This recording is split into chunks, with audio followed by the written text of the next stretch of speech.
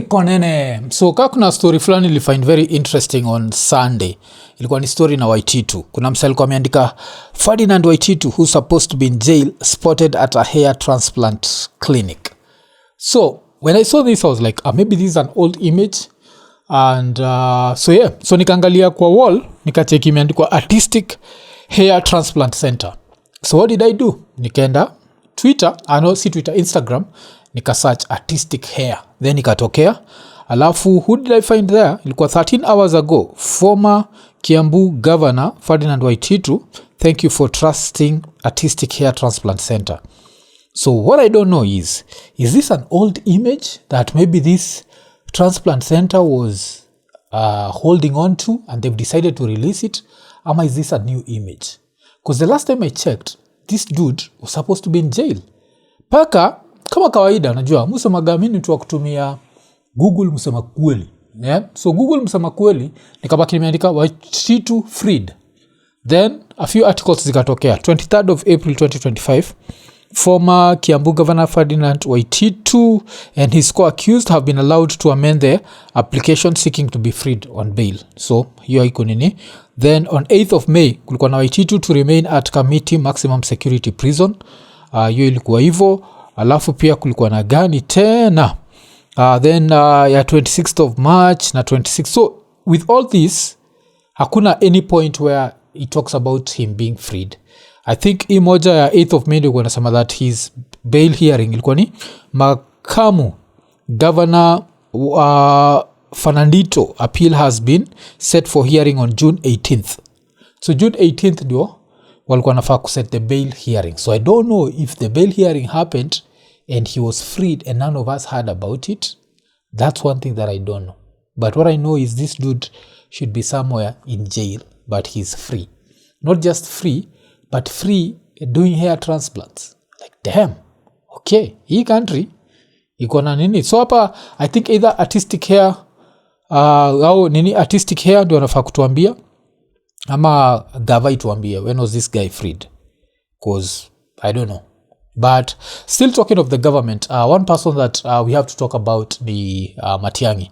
So kwa an earlier video nilikuwa nimebongajia Gachagwa's tour in the US and wacha sasa tusikize Matiang'is. Unajua I'm not the biggest Matiang'i supporter out here. There are people who think he represents change. I don't think. I think he represents the status quo. He represents anything that's rotten with this society. But one thing I have to credit him for is every time that anachukuaga microphone, he tries to sound Kenyan. Kumbuka ule mse mwingine wa Kikuyu Council of Elders ama Kikuyu Cattle Dip. Kuna huyu mse, alafu kuna huyu. Wacha tusikize huyu akiulizwa juu ya questions za Kenya. Going to come to shortly. But I have to say this to you, and if I didn't, I will be lying to you. We have very fundamental challenges in our country right now. I, as somebody who has served before and served in a very sensitive responsibility, I hate to break it to you, but this is the truth. I think our country is very close to the cliff, and we are facing very, very serious challenges. When you see the level of violence in the country, when you see citizens hijacking a police vehicle and driving it around, the anger and pain and frustration down below is unprecedented. I have not seen it before. Those of you have... Okay, hapa of course lazima ni disagree na Buddha. Come to riots and violence, that has always been in Kenya. The difference right now is when the government was meting out this violence on citizens, Matiang'i was part of that government. So of course, hapa amejisahaulisha. But for him to claim that he's never seen that before is to be very dishonest. This level of violence has always been there. The Kenyan government has always brutalized its citizens. But wacha tuendelee. I have not seen it before. Those of you who have come from Kenya recently, you can bear me out on this. The population is angry, frustrated, and especially disappointed because of unfulfilled promises, constant piling of lie after lie, failure in critical sections of our society and our economy. You know the challenges we are facing now in the education sector, nearly chaotic. No one knows what's going to happen next. capitation not going to schools. I am told, because I speak to a lot of principals these days, that schools are going to close a bit early because of budgetary challenges and so on. All these are signs of state failure. So nachiki hii time yote akibonga, he does not bring the tribal element. He talks of Kenya as a collective and Kenyans going through this as a collective. And to me, this is very important. He might be someone that I don't think represents change, but I have to also be honest enough to say that he, at least in his own way, where suspending the constitution and ignoring court orders is acceptable, in that world of his, he still looks at himself as a Kenyan and still looks at Kenya as a collective responsibility, where if it's good for this one person and good for this other one person, it can be good for all of us. Nacheki. And that's something that I have to point out. Don't forget, we are comparing this with Mr. Munyoro being there, talking about this community. Without this community, Kenya is not Kenya, and all that tribal nonsense. But the one that worries me most, and the one that should worry you most, is one, that level of violence. And you know, your Kenyans, I'll be very candid with you, how Mungiki, how Sungusungu, and all these violent groups came up is they started, first of all, because the former state failed, the informal state took over. So as a result of the violence and the recklessness that we have seen from the formal state, the vigilante industry is going to start growing. And if the vigilante industry grows, it means we are setting and moving to an element of anarchy. That happens when our leaders are making excuses, and saying, it is this tribe or that tribe. It is the Kikuyus who are trying to destroy government and so on.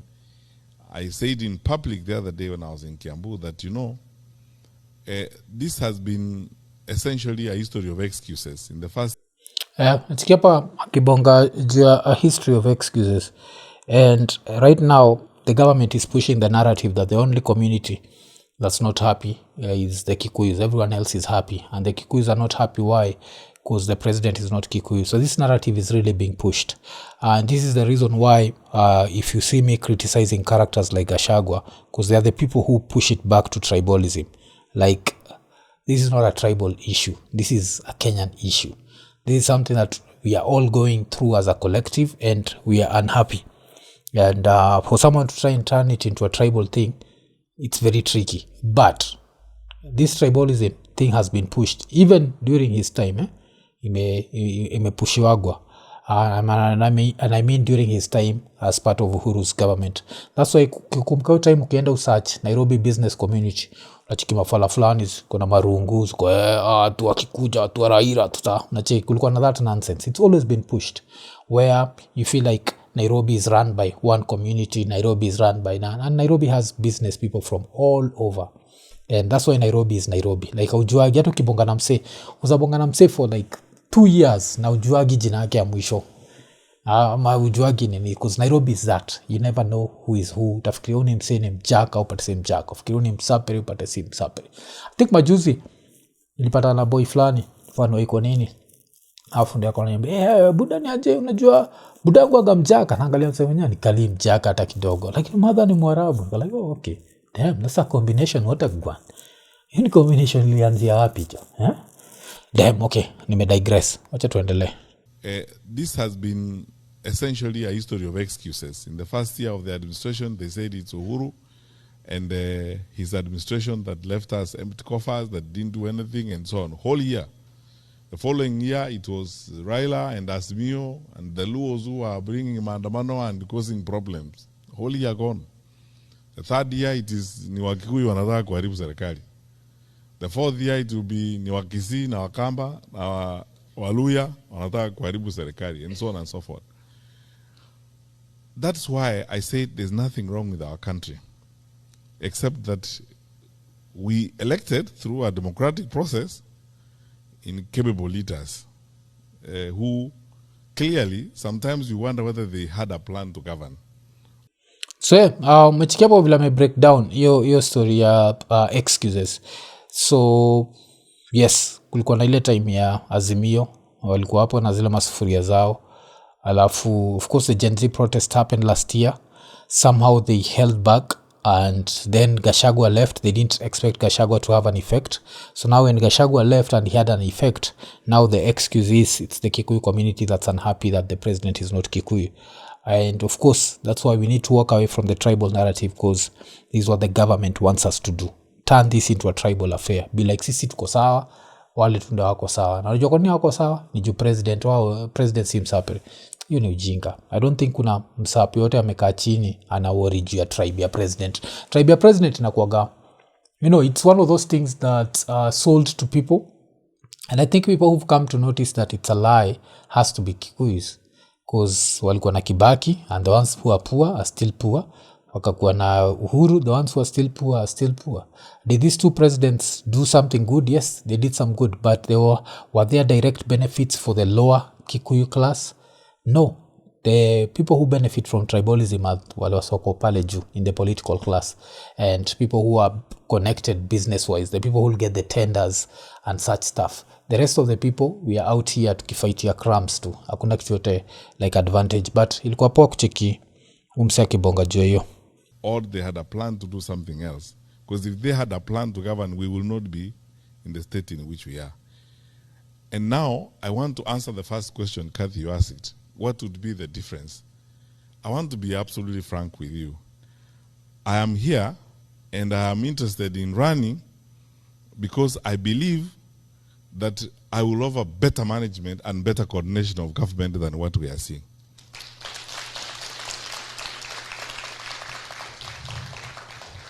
Hiyo place wasaki wakimpigia makofi. I don't know. Jua, better management, better coordination. What would this coordination involve? Would it involve still violating the constitution and still ignoring court orders and still being like your word is your word? Because if you used to do all these things as a mayor CS, what would you do as a president? Remember what I said, two things can be right at the same time. This guy talks like a national leader, not a council of elders leader. But still, he represents the status quo. And the status quo is, if they disagree, we can unleash maximum terror on them. So as we talk about Bridget Njoki and Murkomen, we have to talk about Baby Pendo and Matiang'i. And why? I said the other day in a TV interview that after 10 years of service as a minister, and the last 4 of them spent as coordinator of government activities, I understand government almost like the back of my hand. That what actually needs to be done. Kenyans are not looking for a government to cook 1 million chapatis for them. Hii kitu, like, it's common sense. No one is looking for a government to cook 1 million chapatis. Like, hiyo kitu nakata majuzi tukiwapa na KJ, nilimuuliza and try to justify it, but no one is looking for that. People are looking for real solutions. Make me make enough money that I can feed my kid. I don't want you to feed my kid for me. I don't want handouts. They are not looking for, Kenyans are not looking for a government to make the bed for them or raise the children for them. Or, the Kenyans are looking for a government that will do one thing. Just wake up in the morning, go put your ass on the chair and work. That's all. Do your work. Some she states not gonna tumia jina ass. Damn. But when all is said and done, this was a very national leader type talk, especially considering that this also happened in America, the same place that ule buda mwingine alikuwa akispread his tribal bullshit. And tukitoka hapo wacha tuangalie another thing. There's this quote niliona. Hii quote ilikuwa from ubuda anaitwa Omtata. Omtata alikuwa amesema, as a nation, a nation that lets looters retire in peace is a nation that enslaves its own children. We shall recover every stolen coin, jail every thief. Afakasema, join us, the time is now, the power is ours, rise, reclaim, and respect Kenya. And this is very important because someone sent me a certain message, and in the message they were trying to justify how uboy anaitwa George Ruto is like a good guy and we should not worry about him. And I have to say this, like, I don't think anyone has a personal problem with George Ruto. Nacheki. I think what we have a problem with is what he represents.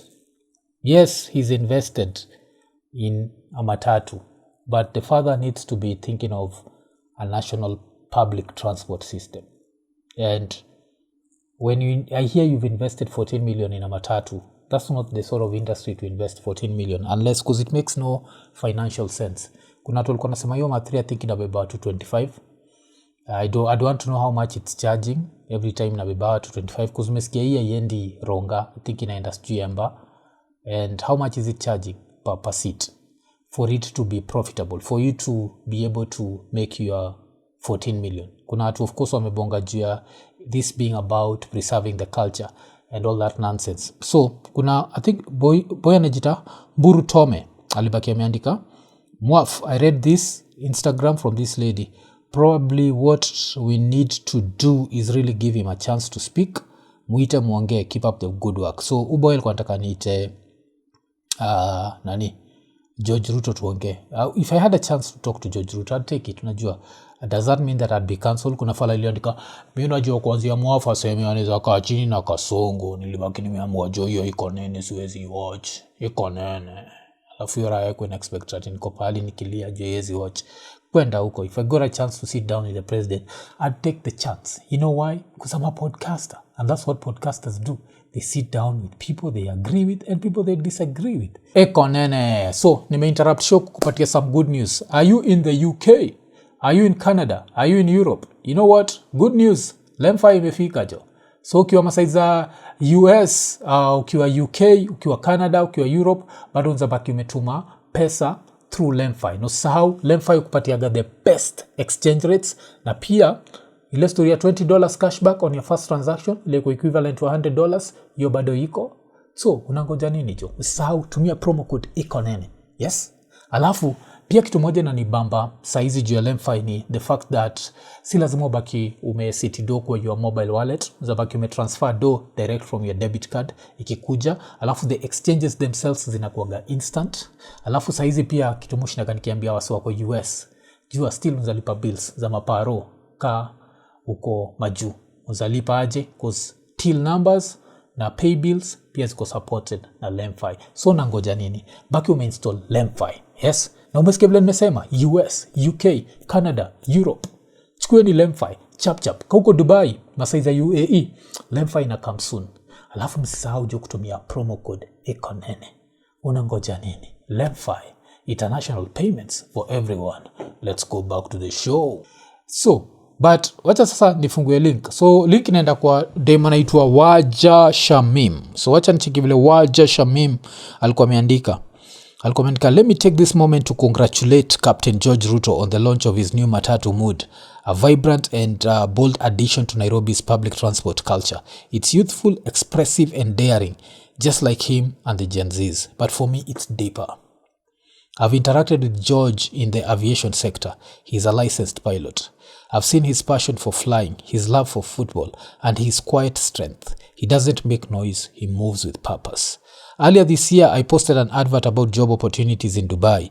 George personally reached out to support his people, not for show, not for PR.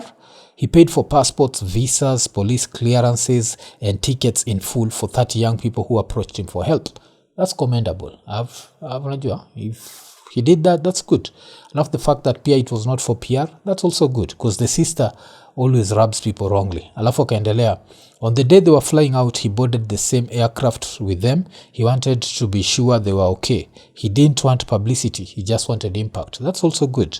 When other celebrities were paying bloggers to tarnish my name, Captain George was quietly paying for lives to change. To this day, he follows up on them. That's real leadership. Then akaendelea. So yesterday, when the youth came out in large numbers to celebrate Mood, I knew why. He's not just relatable, he's reachable. To the drivers of Mood, a word of advice: George Ruto will not be driving this Matatu. You're now custodians of his name, his brand and his vision. Follow traffic rules, respect other motorists, obey traffic officers, drive with dignity and discipline. Don't allow the devil to use your hands to destroy someone else's dream. Then Kasa Mood is more than a Matatu, it's a message, protect it. So, then of course, if I scroll back up and I check the photo of that lady and George Ruto. And I don't know, man. Like, I still believe that the father can do more. And I still believe that this one can help the father do more. How? If your father is busy arresting the likes of Boniface Mwangi for terrorism, I can't criticize him and then praise the person who is benefiting from that. Like, your father's wealth is questionable. He sold chicken. Where this chicken? He's had land cases, corruption cases. Right now, he's rich beyond anyone's wildest dreams. And he's been a full-time politician since 1992. So you have to understand why we have questions around him and around his wealth. But also, when I look at the Matatu culture, I look at something that we need. If this dude had launched Trumps, all of a sudden, nasikia that George Ruto has decided that his father has made him the whatever. Tutaongea mbaya. Kwa nini budaki amepatia? But at least give us some trams. Hizi ni zile ma trains waga zinatumia barabara. So we have like those two railways katikati ya tao and those ones would make people respect traffic rules because hiyo kitu hezi nini. So place inapita na inapita specific time, gari hezi kuwa hapo. So itabidi gari zibehave ndio ibaki imeza kupita.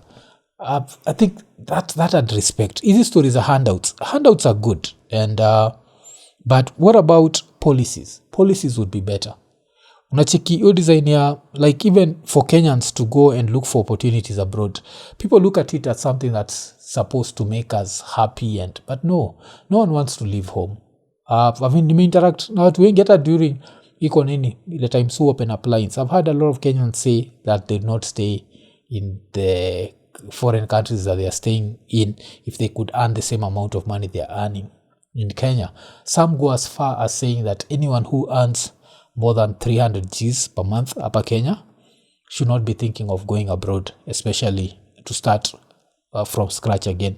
So I understand that. So am I moved by these two handouts? No, because where did this money come from? Najua when your father is just like dakambili budako ashatoka pale ashalipa ashapatiana Prado, like it's nothing. Like damn man, like should I turn into Prophet Habakkuk and invite him? Maybe I might get myself a brand new one. Taweza kufuel lakini hisi nikiwaombea mtanifuel ya gari yangu, alafu nyinyi msijali, malipo yenu itakuwa binguni, mimi yangu nataka tu iko hapa tu ardhini, si ndio? Damn. But talking of ardhini, there's a very interesting story nilicheki.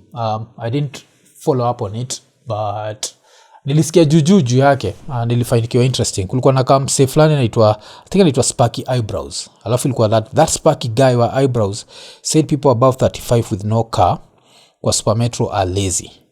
Alafu udema kaandika, that's very daft. Kuna watu wako 35 working hard but they are fighting battles like illnesses, supporting huge families, educating siblings, delayed salaries, etc. Kiburi ni mbaya. And I don't know what to think about this. If I was to give my personal experience, I think nearly by my first car at what age? Bought my first car at 28. Right now I'm 45 and I don't have a car. Can I afford it in quotes? I think I can. Do I feel like I need it right now? Sometimes I do. Kuna time utakaga kuenda na wife na mtoi pahali and I have to call a cab and I feel some sort of way. But I still don't have a car. Najua it's one of those things that if I really felt like I needed it, I'd buy it. Do I want it? Yes, I want it. Kuna time ngine mwonaga vitu zingine wasoko nazo like, damn man, it's a good one man, I'd enjoy this. Najua. But when that is said, if you were to go back to this guy, I always find it to be very, I don't know how to put it, rude and full of shit to use your success at somehow the yardstick of how life should work. Like your success, since uko na hivi na watu wengine hawana, they are lazy. Why? Because you make eyebrows and you're lucky that you've ended up with customers. There are people who are better at your job than you, but they're not as lucky as you. Because we always forget the element of luck. And I always say that personally, I don't, Musemaga luck plays a role in everything. everything that, if I look at my life, I've seen luck so many times. I've talked about the fact that how I ended up on radio. Used to love radio, used to love hip-hop, used to love reggae. Then at some point, msanii wa Buddha Blaze calls me up. Kulikuwa na Kenya night. Ikuwa ina happen. Huyo masaiza K1. And the only... Nigani waga iko Baricho Road? Is it K1 or K2? One of those. The Baricho Road one. I don't know if it's... I think that's K2. And when he invited me, I ended up going. And that's how I met mdosi wa Citizen. Like head of radio. Anaitwa Fune. That's how I ended up on radio. Luck. That day he was there. What if he was not there? I would not have gotten that. Then, how did I end up at Ghetto Radio? Start interviewing rappers, and I decided, you know what? I need a female rapper to interview. So I put the word out there, like, if you're a female rapper and nataka kuku interview, who ends up showing? A girl called Angela Wainaina, but alikuwa anaitwa Angel. This same Angel ends up introducing me to wadosi wa Ghetto Radio. So how? That's how I ended up at Ghetto Radio. And then at Ghetto Radio, of course, we do this awesome breakfast show. Bado nilikuwa mdosi na do breakfast. And Ghetto Radio ilikuwa the only station that you can get in a brand new car. So that ended up making mse fulani anaitwa Jerry Nyaga from the Nyaga family. Kina Norman Nyaga, Jeremiah Nyaga, that Nyaga household, that key big name. Akaenda up ametusikiza. And how did that end up doing? That ended up ikitupatia ad ya Safaricom. And the ad ya Safaricom, I made a Rapture. Kila mtu to make like a cool $500,000 each. This was kitambo. Rapture ended up adding, I think maybe 100 G's, bought his first car. And hiyo time ilipata kaa tayari niko na gari. But nilitumia hiyo do pia, I think nilinunua nayo gari ya kufanya kazi za taxi. Added some money, bought a Noah hiyo time ilikuwa 980, so added kaka 480, ended up buying that. But I never forget the element of luck. And if I was to even fast forward and come to this whole podcasting thing, an element of luck happened where I get a call, I go to Vibes FM tells me to fuck off. If they don't tell me to fuck off, I don't listen to Seka Zaka kishinda kiniambia wewe ni mtu wa media, podcast. I don't start a podcast. And also luck that when we start this podcast and it's really small, some dude somewhere in America called Chris Mogo decides to watch, because we didn't know him. This guy decides to watch and decides wacha nirushe 5k, and this 5k ends up igniting something in me. Then some other dude called Okeno Mbaranga one month just goes crazy and sends us, I think, around maybe 40 G's.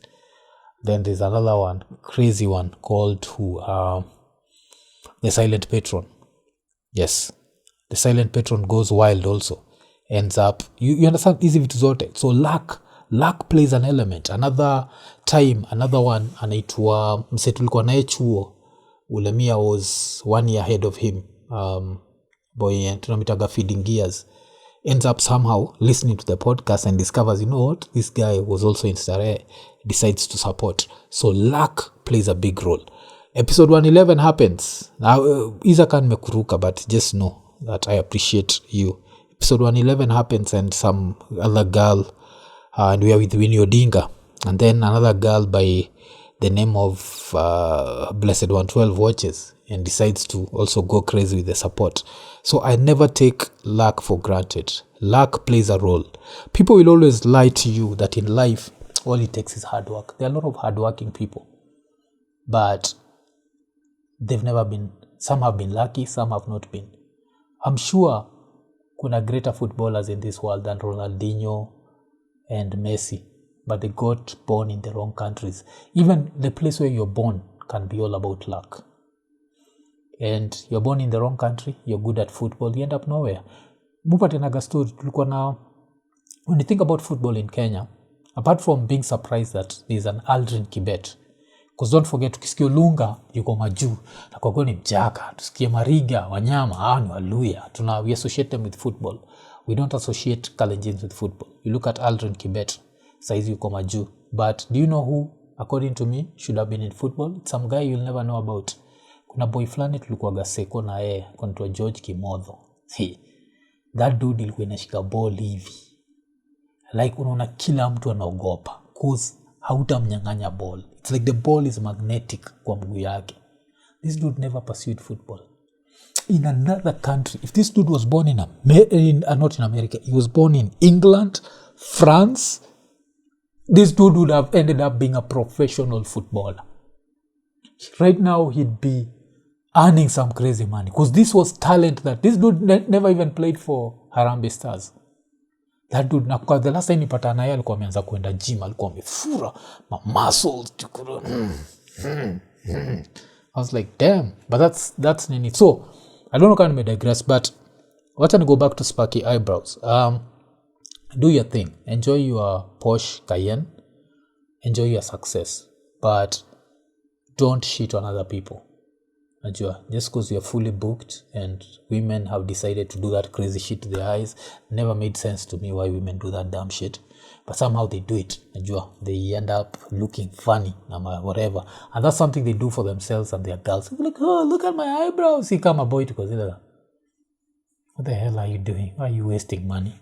But you're nabonga kama heterosexual homo sapien. So kuna hiyo, but hiyo kuanza ku shit on wase because you've been lucky, because I'm assuming hiyo there has to be a lot of luck. There's nothing extraordinary that you do that other eyebrows people don't do, but you've ended up lucky. Huyu akarecommend huyu, so for you to turn around and kuanza kutuambia that ka uko 35 haupai kupanda matatu au fake fun, people don't, like, people have so much going on, and pia priorities. I check it. There are people who can afford hizo vitu but they don't feel like they need one, and then there's you. Enjoy your Porsche Cayenne, man, but don't shit on people, man. Like luck plays a role, and note to self, man, I hope that I'll continue being lucky, and because I'd say in my life I've been lucky a few times. Najua kuna watu usomaga 13 is bad luck, but my 13 has been lucky. Like, I wanted to work on radio, I ended up working on radio. I wanted to be somehow recognized in the hip hop world. I've gotten recognized because as a radio host I did what I did. Kuna Nini, I remember kuna post flani ile calligraph alikuwa amedu, was it like 8 years ago, akisema like the impact that I had kwa hii game. And when I look at that impact, I look at the fact that I was able to even meet my heroes. I was able to meet someone like Akina KRS-One just because of this rap thing. And I always think that I'm not the only hip-hop fan. Najua, there are other hip-hop fans. So what made me stand out? Like, luck. Luck played a role. When luck came to my door, was I there? Najua. And this reminds me, kuna rapa naitwa Ransom samaga kitu interesting sana. Samagan, opportunity knocks, but some people peep through the peephole. So I'm not that sort of person. If opportunity knocks, I'm going to open the door. But one thing that I'll always know is I've been lucky. And apart from all the luck and the people that I've mentioned, I've also been lucky that you have supported me. And I don't take it for granted. I also know that I'm lucky because there are like 1 million YouTube channels. But every day you are here listening to my nonsense. And yeah, thank you. Eko nene.